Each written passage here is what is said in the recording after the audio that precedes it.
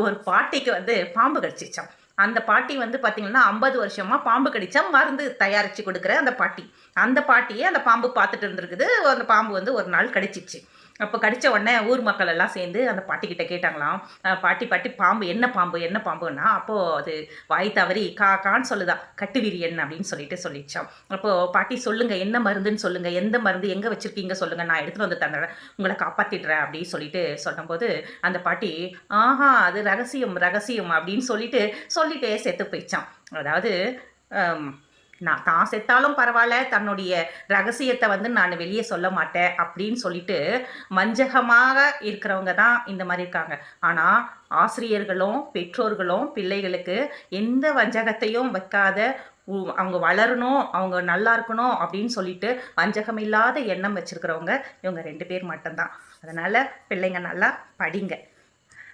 நம்புங்க. பெற்றோர நம்புங்க, ஆசிரியர நம்புங்க.